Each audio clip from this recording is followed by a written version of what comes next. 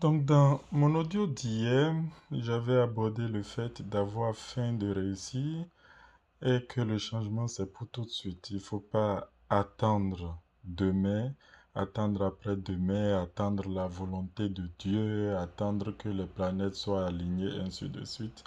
Votre volonté, c'est déjà la volonté de Dieu parce que Dieu est en vous.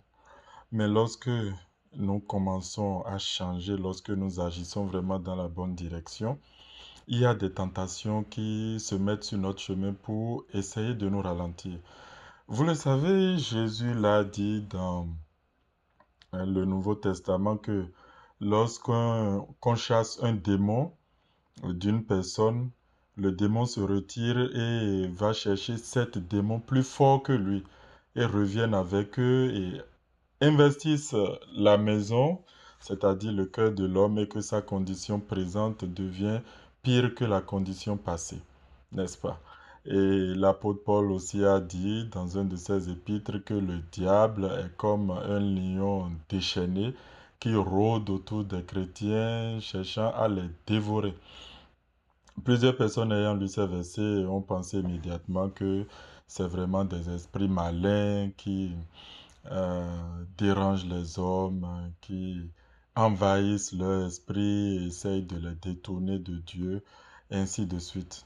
Mais il n'est pas question d'esprit, il n'y a pas de diable qui dérange, ni de diablotin, ni de démons qui viennent envahir l'esprit humain. Qu'est-ce qui se passe lorsque vous commencez à changer?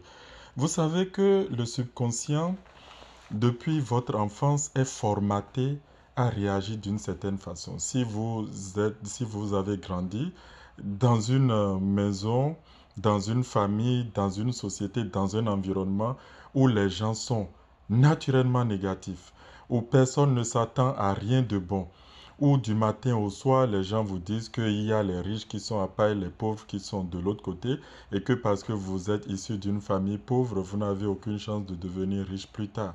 Si vous vivez dans un milieu où la maladie est célébrée, la maladie est magnifiée, où on vous dit que les piqûres de moustiques entraînent automatiquement le palu, qu'il y a des maladies héréditaires, que tout le temps l'homme est comme un maudit sur la terre qui n'a de paix tant qu'il n'est pas mort, ainsi de suite.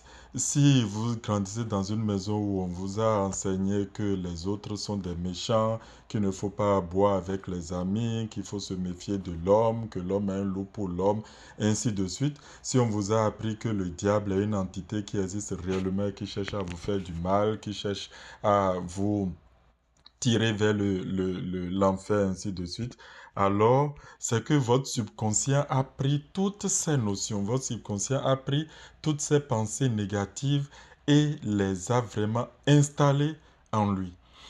Donc, que vous le veuillez ou pas, automatiquement vos pensées sont négatives. Vos réflexes sont négatifs. Même si on vous remet 1 million ou 10 millions de francs en main et que vous n'avez pas les notions de prospérité en vous, vous ne saurez pas comment cela va se passer, mais tout cet argent sera dilapidé parce que le subconscient a été programmé depuis votre enfance à œuvrer dans le sens de la pauvreté. Vous avez formaté votre subconscient dans le sens de je suis pauvre, donc le subconscient fera tout pour que vous soyez pauvre.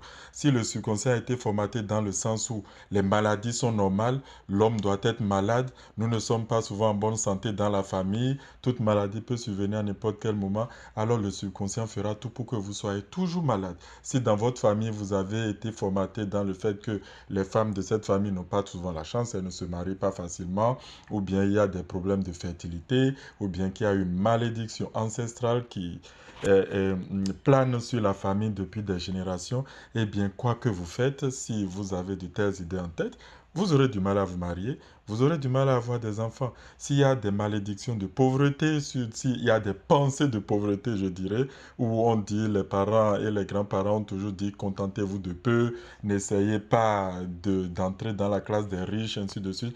Le subconscient a d'ailleurs gardé tout cela comme une habitude.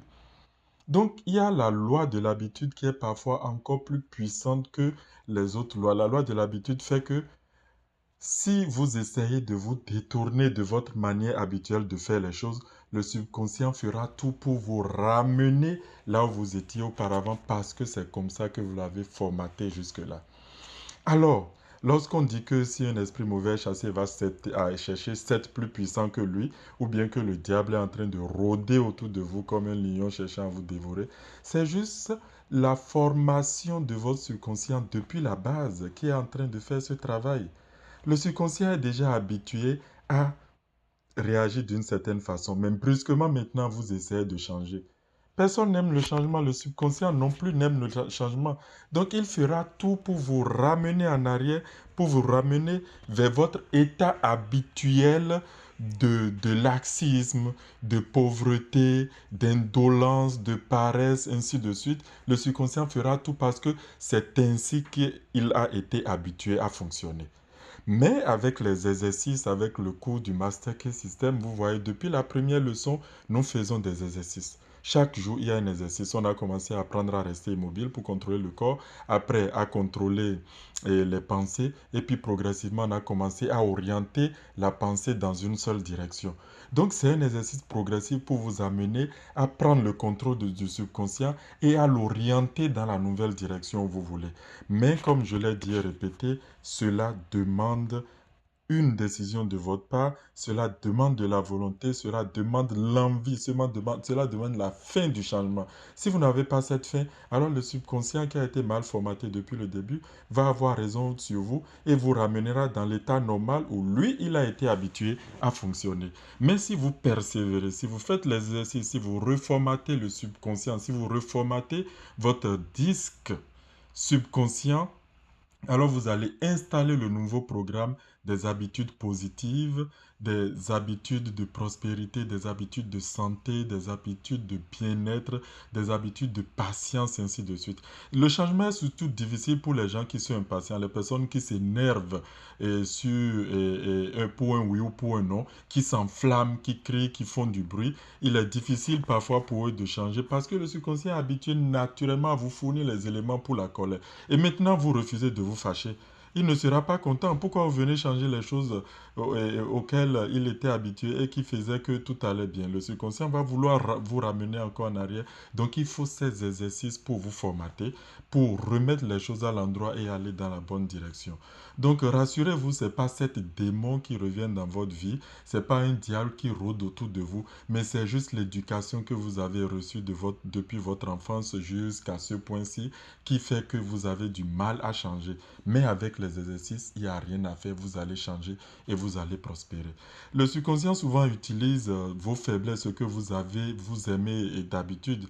Pour un homme qui est sur le chemin du changement, ça peut être la sensualité, une nouvelle relation féminine qui lui prend tout son temps. Bien pour la femme, ce sera une nouvelle relation masculine qui lui prend tout son temps. Ou bien un autre qui n'aime pas boire va se retrouver à rencontrer des amis qui vont l'amener vers la boisson, et ainsi de suite. De nouveaux jeux, des distractions, de nouvelles activités. En tout cas, le subconscient amènera tout pour vous distraire de la direction où vous allez parce que il n'était pas habitué à aller dans cette direction.